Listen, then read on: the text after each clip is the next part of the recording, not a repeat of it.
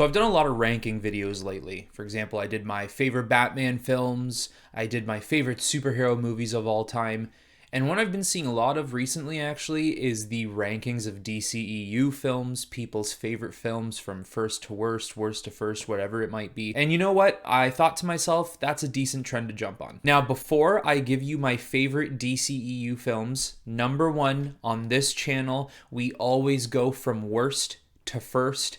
I like to save the best for last. And number two, there are two projects that will be left off this list. Project number one is the Justice League from Joss Whedon. That is not a movie. That is a pure abomination. It is a disaster. It is a trash can that does not deserve to be talked about at all.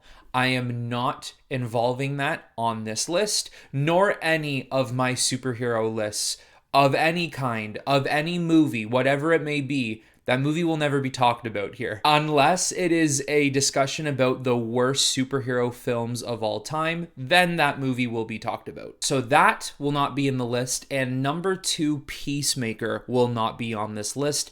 Mainly because I have not watched the show. I've either heard two things. Either one, people think it's really, really good, or two, people think it's decent. I'm not really sure. I can't give a fair assessment on the show because I've never watched it. And honestly, I don't plan on watching it, and at least anytime soon, that is. But those are the two projects that will not be on this list. All right, starting with number 10 on the list of DCEU films, I'm going to place The Suicide Squad from David Ayer, the very first one we got.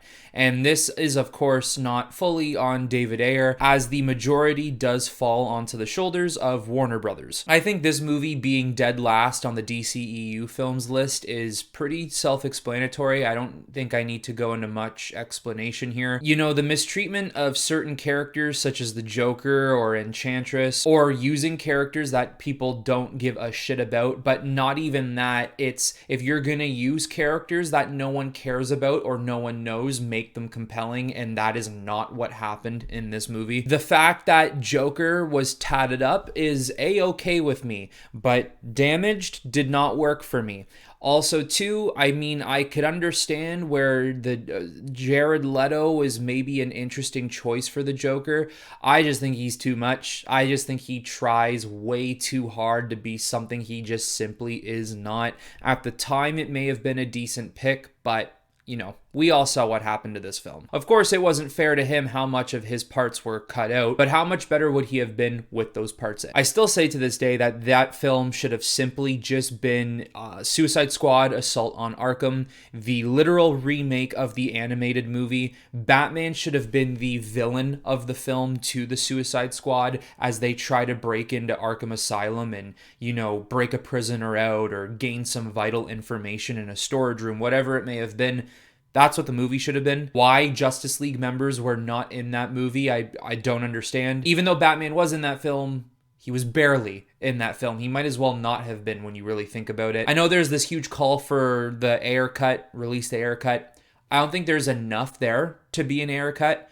I don't think they would ever do that because it's not as important as Zack Snyder and the Justice League. Regardless, whether it may be a better film with those added on minutes, whether we're missing something, I don't really know. We just have to judge what we have in front of us. Suicide Squad is easily number 10. Okay, at number 9, I put Wonder Woman 84. Once again, kind of self-explanatory here. I don't really think I need to dive into why this one is so low on the list.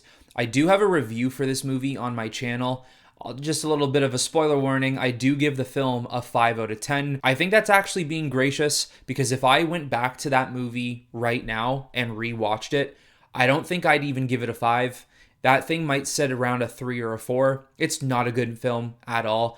And you know, it's a little disappointing because when you look at the first Wonder Woman movie, you follow up a decent film in the first one, a good start off point, and you follow it up with Wonder Woman 84, which just does everything wrong in every aspect, every manner. Usually when you make a sequel, you want to take the things that worked great in the first one and find a way to capitalize on it, or you simply just want to take the second movie and say, hey, the first film was good because this, and this. Why don't we, switch it up a little bit, do this, and this in number 2, but also just give you that same vibe that was relative to the first film.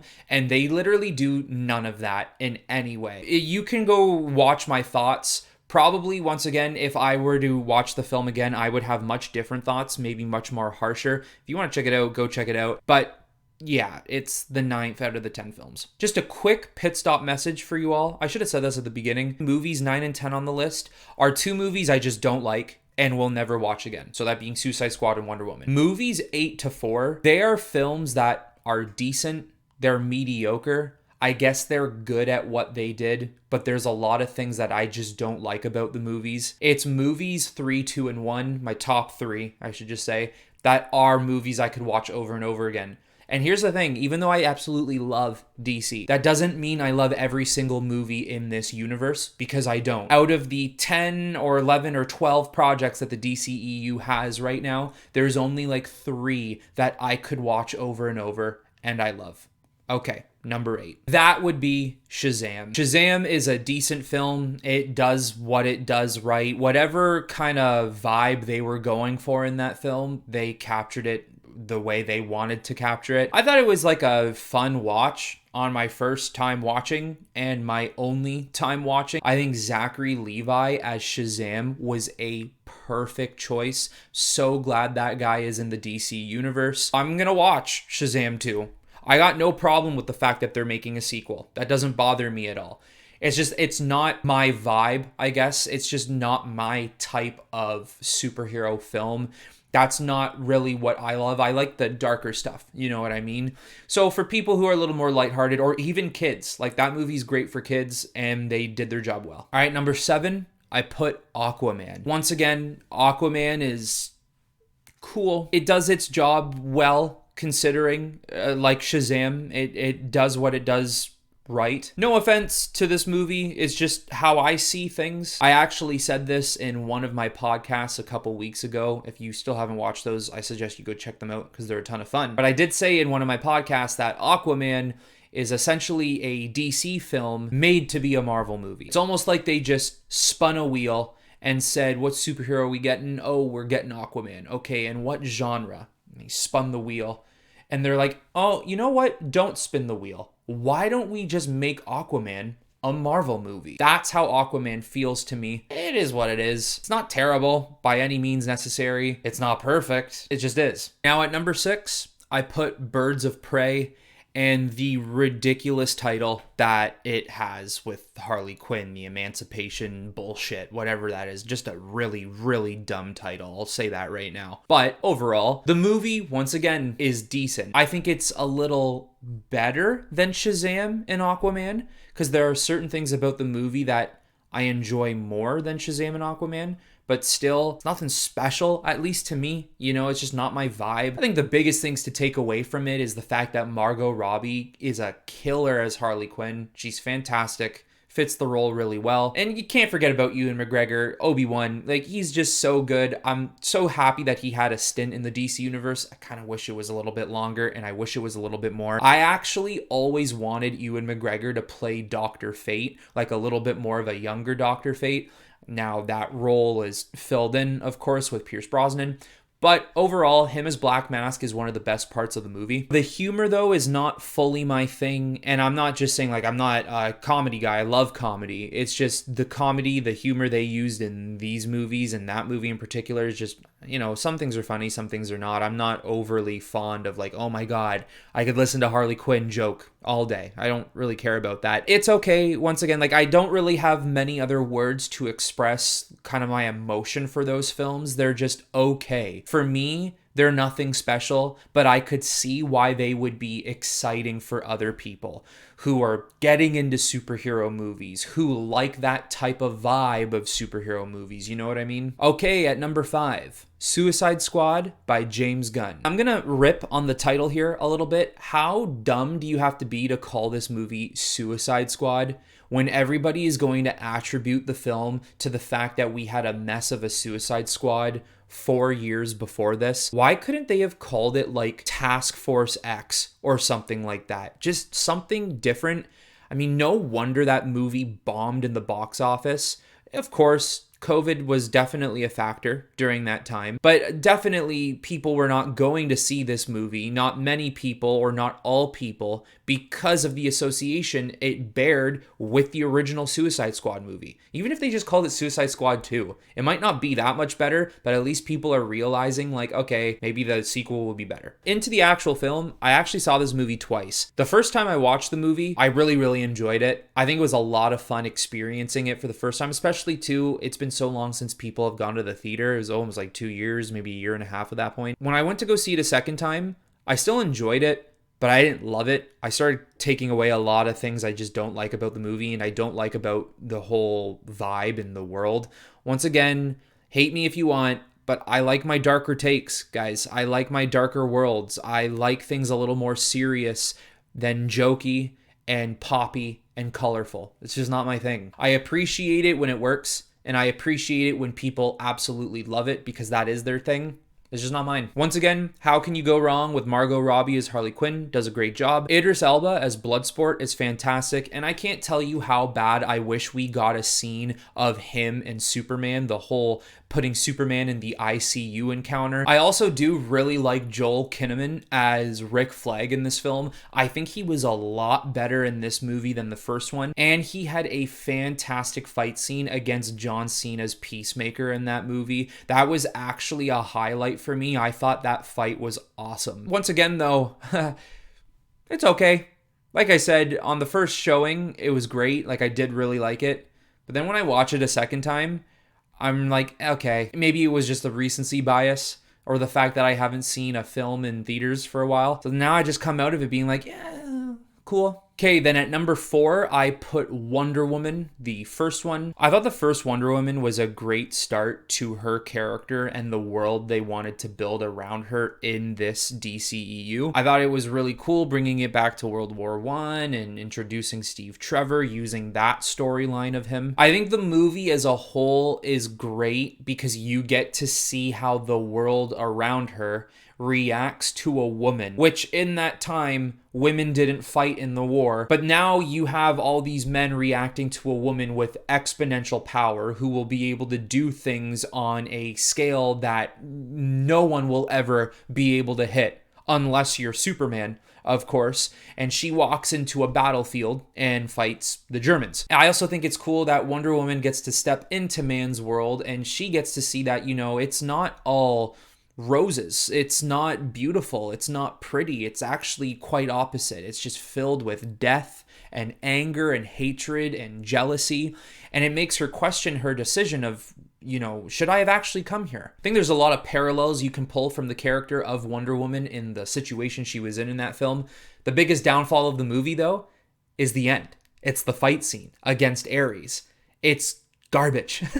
Pay attention to the choreography, the CGI, Ares' suit and powers, just how fast the fight goes by. Usually when you watch these movies, you're sticking around for the better part of 2 hours, 2.5 hours, nowadays maybe even 3, because you want to see the big final event. You want that part of the movie to maybe be 15 to 20 minutes. This fight scene was like 2 minutes and it was done. Overall, good film. I do enjoy it. 4th spot out of the 10. Okay, now into the top 3. These are the 3 DCEU films that I absolutely love. You guys already know what 3 of these movies are. You just don't know the order it's going to go in. At number 3, I'm going to put Zack Snyder's Justice League. I think the movie is awesome, and he handles it so well, bringing all of these characters into one film. The 4-hour runtime does not bother me at all. I absolutely love long films. That movie could have been 6 hours and I wouldn't care. I have talked about this movie a lot on my channel, and I do have a review for it on the channel. If you want to check it out as well, I'll link it here. I just thought it was a great beginning to a story we should have gotten. The introduction of Darkseid and how the heroes find themselves in the nightmare world, and seeing Darkseid before he was Darkseid, before he got the anti-life equation on Earth, when he fought all the gods and the Green Lanterns and the Atlanteans, the Amazonians and all that. Cyborg was awesomely executed. He really is the heart of that film. Even, the Flash has some unbelievable moments in the movie, saving the Justice League. I say that one all the time. Seeing how Batman has changed into almost like a man of hope. He has faith, is what he says to Alfred. I have faith now. He believes in himself and his team and the justice they can accomplish on Earth. Having Superman come back, but not just come back. He comes back into the black suit. He comes back a fresh new man, ready to believe in faith himself, ready to be more hopeful than he ever has been. He's had a rough go starting his career as Superman. Man of Steel and Batman vs. Superman, it wasn't pretty for him. Overall, just thought the movie was great, seeing them all gel and flesh together and how their relationships, but their stories were going to progress in the future. It was a great start. So at number 2, and many of you may be surprised because of how much I absolutely love Batman, but at number 2, I'm going to put Batman vs. Superman. And that's not a bad thing at all, because I think Batman vs. Superman is an awesome movie. I love this film. One of the biggest things about this movie that always makes me laugh is how many people out there absolutely hate that there are people who like this movie. People get so mad, they try to make fun of you, or they try to make you feel like shit because you like this movie. I will never understand it. The way I see this film and how I will try to just categorize it is what it is. In the sense of, you love it, you love it. You don't, you don't. We don't need to be mad at one another. We just can't get on the same page with it. Personally, I can see why maybe people think it's okay, it's average, but I can't seem to understand why people absolutely despise this movie. It's getting to the point where it almost feels like people despise this movie just to simply despise it, just to make an issue out of it. I talk about this film a lot on my channel, and I even have 2 videos on my channel where I specifically talk about why I love it. I go into the Batman and Superman side of it. I think it was great seeing a Batman who's different in the sense where he doesn't have that faith. He has lost his sense of justice, and he's now become somewhat of a killer. And Superman, who every step he takes knows will be criticized by the public. And how do you have 2 men with such extreme power, Superman being a god, and Batman, yeah, sure, he may not have the powers as Superman, but is more than likely the most dangerous man on Earth, whether people know it or not. How do you get these 2 men to cooperate with one another? And if they can't cooperate with one another, what's going to become of them? Once again, I always say this, there are even things in the movie that I wouldn't have done, but just because they're different doesn't mean I hate it. Zack Snyder tells stories much more differently than a lot of people would do, and I think that's why he gets shit on a lot. I will defend this movie till the day I die because I absolutely love it. All right, guys. Then at number 1, I have Man of Steel. Yes, I do believe Man of Steel is the best DCEU film ever made. I think it is a fantastic introduction to the wider world of the DC universe. And the funny thing about this film is, at first, I don't ever think there was the intention of making a wider universe. I think this was simply just going to stay a Superman world. And then all of a sudden, they toyed with the idea of bringing in Batman, which then brought in the whole discussion of the Justice League and whatever else. I just think everything about the movie is so cool. The technology, the suit designs, Krypton, Russell Crowe as Jor-El. The ships were awesome. Michael Shannon as General Zod was a brilliant choice. Him and Henry Cavill's back and forth, their opposite dynamic to one another, worked perfectly. The world engines were awesome. Absolutely terrific. I thought it was such a great idea because he wants to transform Earth into another Krypton. The biggest complaint about Man of Steel is there's too much destruction. There's too much death. People are dying everywhere. Yeah. Yep. Why should we argue about that? Why is that an argument in Man of Steel? If you have a man like Superman who exists on Earth, that's what's going to happen. Unfortunately, people are not going to be safe. Even with him keeping them safe, Not everyone's gonna make it. And when you have a blood-lusted, angry alien like General Zod, you don't think he's going to deliberately try to put Superman in positions where they're killing innocent civilians? Death is gonna happen. Destruction's gonna happen. I'll never understand why people don't like that about Man of Steel. It has never made sense to me. Another one that really doesn't make sense to me either is Superman killing Zod. I don't know what you wanted him to do. There's no prison on Earth that would ever hold Zod. So he made the right decision. Superman had to kill Zod. It's as simple as that. More importantly than any of that, what the movie does so well and what I fell in love with the film, it's not grow up, son, be a man of hope. Save everyone, put your life on the line for everybody on Earth with this extraordinary power. No, it was more so the idea of you are extraordinary, no doubt. What will the world think of you when you finally make yourself known and you make your power known? How is the world going to feel when an alien makes his presence on Earth? Guys, when COVID started, people ravaged grocery stores and department stores for toilet paper. So could you imagine if Earth ever found out that an alien existed? It would be chaos. Absolute anarchy. Ma and Pa Kent were not trying to just keep the world safe too. They were trying to simply keep Clark clean. If you keep your hands clean, if you keep your nose to the ground and don't do anything, you won't ever have to worry about the repercussions of Superman. But if that day comes, which it more than likely will, unfortunately, whether they want it or not, how is he going to deal with it? How is he going to handle it?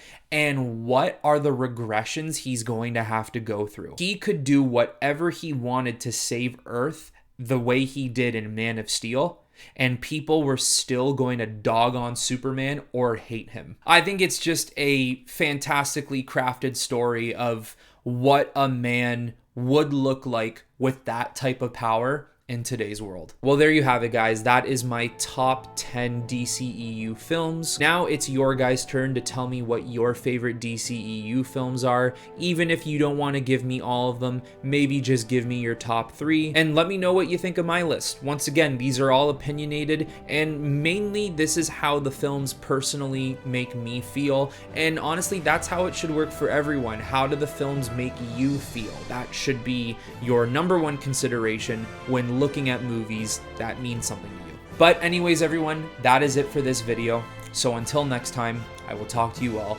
very soon.